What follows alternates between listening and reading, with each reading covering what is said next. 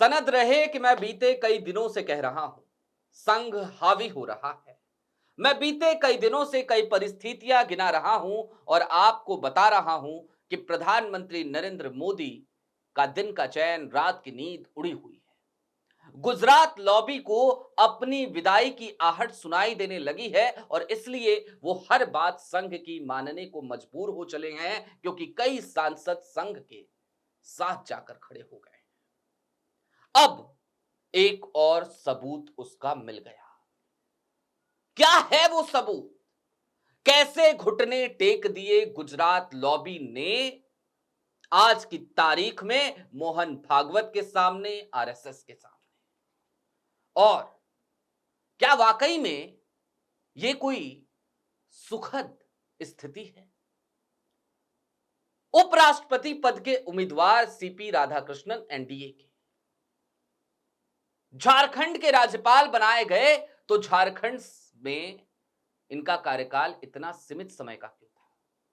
अचानक से इनको महाराष्ट्र क्यों भेज दिया गया? ये गुजरात लॉबी को सूट क्यों नहीं करी? और जो राज्यपाल के तौर पर सूट नहीं कर पाए गुजरात लॉबी को, आखिरकार उन्हें ही उपराष्ट्रपति क्यों बनाया जा रहा है? सारी बातें जरा विस्तार से। नमस्कार, मैं स्वप्निल और आप न्यूज स्ट्रीट देख रहे हैं। दोस्तों, कल देर शाम तक यह खबर हर जगह फैल गई कि एनडीए के उम्मीदवार होंगे सीपी राधाकृष्णन, दक्षिण भारत से आने वाले, तमिलनाडु से आने वाले, भारतीय जनता पार्टी के बेहद पुराने नेता। 1998 और 1999, जी हां, एक साल के दरमियान ही चुनाव हुए थे। उस वक्त पे दोनों बार, पहली बार 1.5 लाख वोटों से, दूसरी बार 50,000 वोटों से चुनाव जीतकर आने वाले सीपी राधाकृष्णन। सीपी राधाकृष्णन जिन्होंने 2014 में भी चुनाव लड़ा, जिन्होंने 2019 में भी चुनाव लड़ा, हालांकि वो दोनों बार चुनाव हार गए। और उसके बाद साल आता है 2023, सीपी राधाकृष्णन को झारखंड का राज्यपाल बनाया जाता है।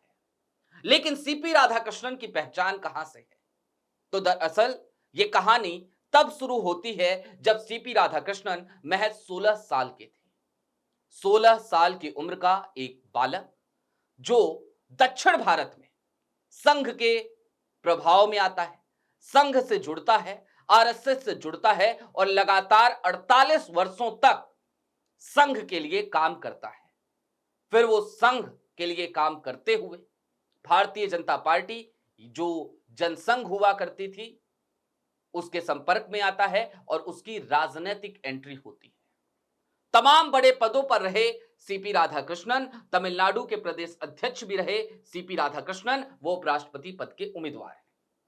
कल जैसे ही इस नाम का ऐलान हुआ, तमाम चैनल चिल्लाने लगे, गुजरात लॉबी का मास्टर स्ट्रोक, मोदी शाह का मास्टर स्ट्रोक। तमिलनाडु में 8 महीने बाद चुनाव है, लिहाजा सीपी राधाकृष्णन के नाम के ऐलान को वहां से जोड़कर देख लिया गया। लेकिन पर्दे के पीछे क्या चल रहा था, उस बात को समझने की जरूरत है। बीते कुछ दिनों में क्या क्या हुआ, और उपराष्ट्रपति जगदीप धनखड़ के इस्तीफे के बाद से मैंने कई बार आपसे कहा कि संघ की नजर पहले एक पद पे थी, अब 2-2 पदों पे है। पहले वो सिर्फ ये चाह रहा था कि राष्ट्रीय अध्यक्ष का पद उसके कोटे के पास आए, उसके कोटे में रहे।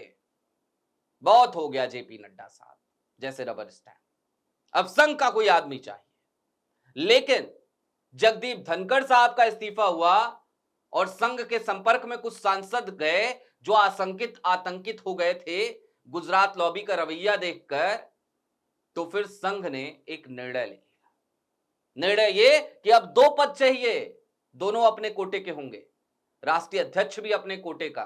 टालते रहो तुम, टालते रहो चुनाव राष्ट्रीय अध्यक्ष का, लेकिन जो भी बनेगा अपने कोटे का बनेगा, जब भी बनेगा, नहीं तो बनने ही नहीं देंगे।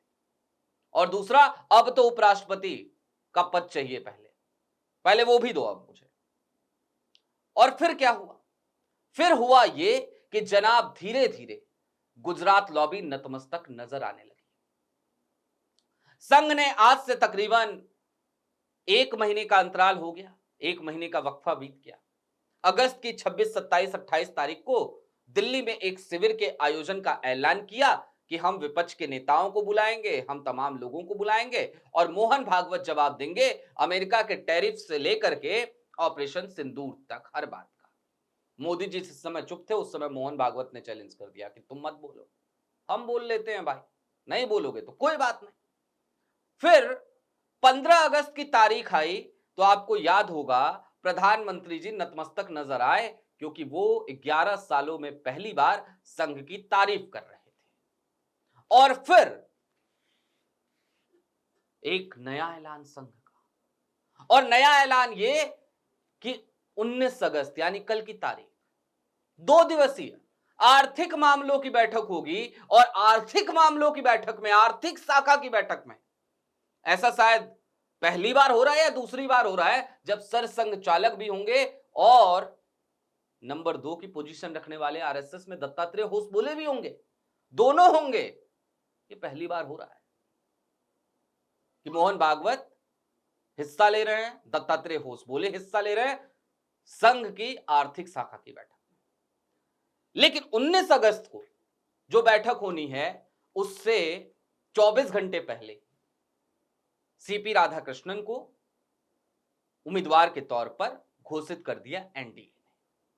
अब सीपी राधाकृष्णन के बारे में एक बात और बता दूं आपको, सीपी राधाकृष्णन जब झारखंड के राज्यपाल थे तो विपक्ष की वहां सरकार थी, वो सूट नहीं कर पाए तो उनको महाराष्ट्र भेज दिया गया था। गुजरात लॉबी उनसे खुश नहीं थी।